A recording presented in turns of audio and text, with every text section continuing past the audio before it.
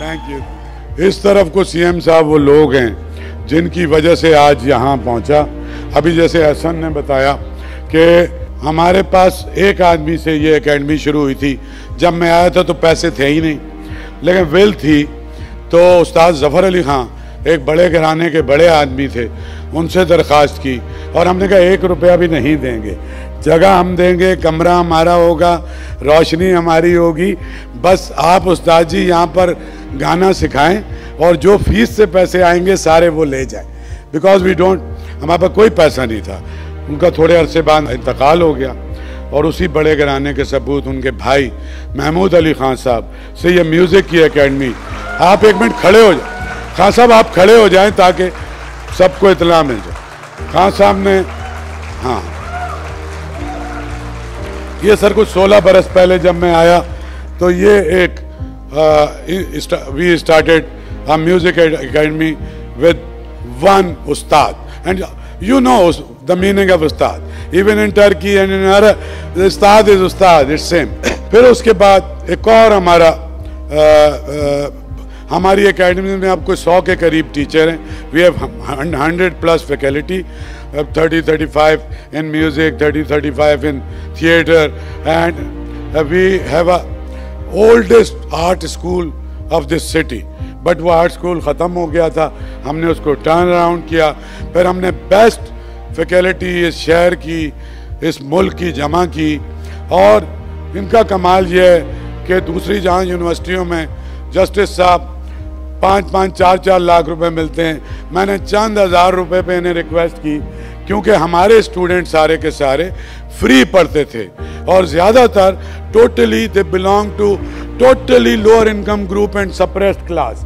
हमने जो जिन हैव्स हैं उनके लिए काम नहीं किया, हैव नॉट के लिए काम किया कि हैव्स के लिए तो बहुत है। तो आज जो ये बच्चे हैं, जस्टिस साहब एनसीए में, इंडस में, ऐसे बच्चे जो हमारे फाइन आर्ट के हैं, पाकिस्तान में ऐसा टैलेंट आपको नहीं मिलेगा, यहाँ बैठे हुए हैं।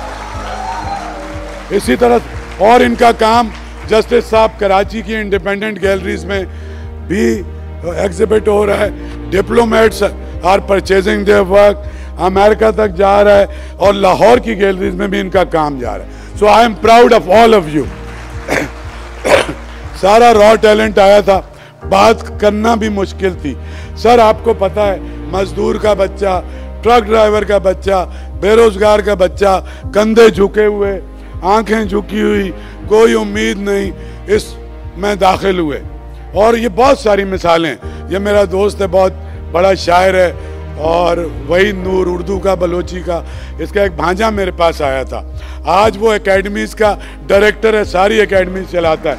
वो इधर ही कहीं खड़ा है और आज डिग्री भी लेगा।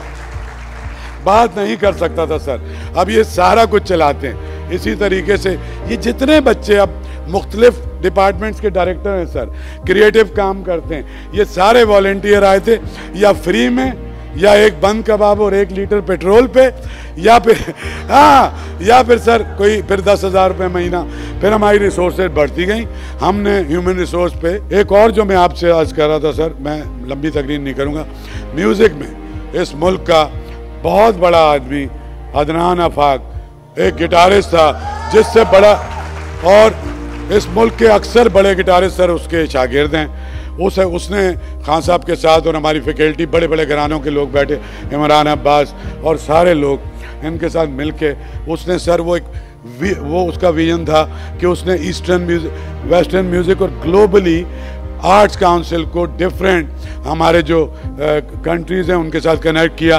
तुर्किया के साथ हमने कंबाइंड म्यूज़िक किया सर, अमेरिका के साथ किया, श्रीलंकन हमारे जो दोस्त हैं इनके साथ किया।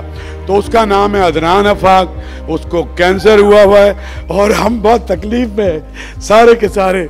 उसका भाई यहाँ बैठा हुआ है, लेकिन वो एसेट था सर, और ऐसा आदमी कि जिसने हेड डाउन काम किया, उसके भाई यहाँ पे बैठे हुए हैं। इसी तरह से ज़ीशान हमारा एक बहुत ही सेलिब्रिटी पेंटर है और कराची बिनेले का कुरेटर था। उसने इन बच्चों को इस तरह से वो किया कि अब सारी दुनिया में इनकी गैलरीज का काम नज़र आता है। ज़ीशान तुम कहाँ हो? ज़ीशान इधर है, स्टेज के पीछे सर, ये रहा। इसने सर कनेक्ट कर दिया, इसका काम मैंने पूरी दुनिया में देखा। इसी तरह बाकी सारे, मोहम्मद अली साहब, ज़ीशान हमारा थिएटर का जो, तो सर मैंने इनको कभी किसी चीज़ से रोका नहीं और मैंने इनको पुश करता रहा। अमेरिका की तरह पुश नहीं किया कि डू मोर, मतलब ये किया कि रिसोर्सेज जहाँ से भी की, और आज ये पहला इनका कॉन्वोकेशन है और ये भी बहुत खुश हैं। मैं सारे टीचर्स के नाम नहीं ले सका हूँ, लेकिन मैंने 2-3 वो नाम लिए जिन्होंने एजेंट ऑफ चेंज का काम किया। लेकिन फिर जब मोहम्मद अली आया, काशिफ आया, सभी ने अपने अपने शोबों में उसको, फरहान, सब ने बहुत अच्छा काम किया है। और अभी भी इनकी तनख्वाहें उतनी नहीं हैं, लेकिन इतनी हैं, और जैसे जैसे हमारी ग्रांट बढ़ती है, रिसोर्सेज बढ़ाते हैं। और इसी तरह मानी चाहो जो हमारी डांस एकेडमी का हेड है,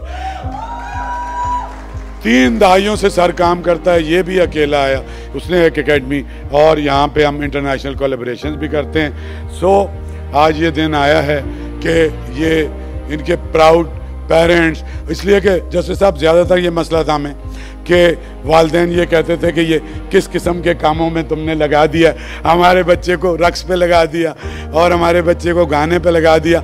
एक टैबूज थे, तो हमने कोशिश की कि इन टैबूज को ब्रेक करें, और बहुत सारी मुश्किलात। अच्छा, ये एक बच्ची इधर स्टेज पे खड़ी है, तो मैंने भी पूछा कि क्यों खड़ी।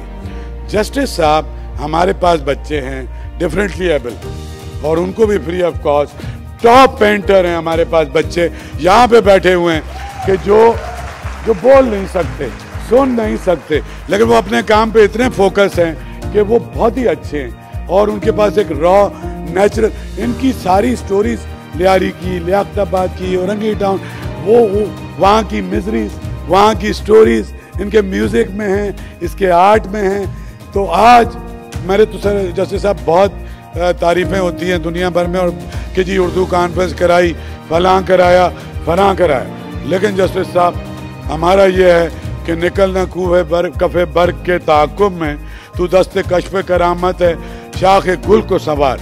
अगर अगली जनरेशन के बच्चों को हम अपने कल्चर से कोऑर्डिनेट वो करें, ये जो फंडामेंटलिज्म है, एक्सट्रीमिज्म है, वो सोसाइटी के अंदर जो नेगेटिविटी है, वो यही दूर कर सकते हैं। यही एजेंट ऑफ चेंज हैं, यही इस दुनिया को बदलेंगे और यही चलाएंगे। आप सबका बहुत बहुत शुक्रिया।